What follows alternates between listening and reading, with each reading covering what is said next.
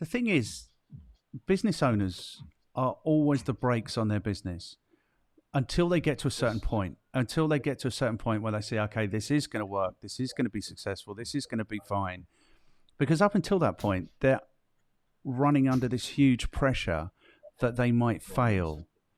And failure is so closely linked to them owning their homes. And owning a home is so closely linked to them staying married to their wife or their husband and living in the same house as their children, all those things. So I do think, also I don't want to blame small business owners, but there becomes a point where... I've been there, you know, I know how that feels, right? So I can empathize with those business owners. However, as much as I'd love to help, I'm not going to, and I'm not in a position to, you know, anymore, because it's just tied to too much risk. It's tied to too much of what I call investment anxiety.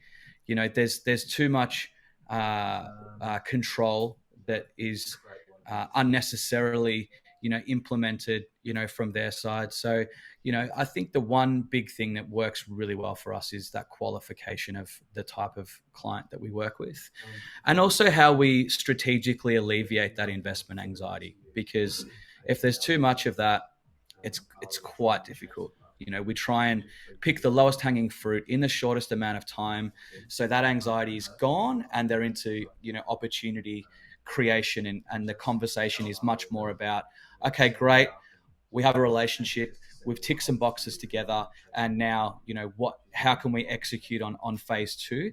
And we do phase things for our clients quite a lot, and give them the opportunity to choose their entry point and their growth path, how they would like to see us, you know, execute without the over-capitalisation of investment at the same time. 100%. So I think there's a point where I think businesses are either success sustained or ego sustained. So there comes a point where the business is doing enough where it doesn't have to be sustained by the owner's ego anymore. And that's where, like you say, everything becomes much more sensible. Because the danger with doing business, I don't want to dwell on this because it's not what you do, but the danger of doing businesses with these small businesses is if you turn up and they're in a shitty mood, you're likely to get fired, you know, because they're in a shitty mood. It's not got nothing to do with what's going on with you. So 100%, I think you're right. You need to be at that point where the business is doing everything it needs to do, and it can afford to be making the investment in marketing. I think that idea of investment anxiety is really strong as well.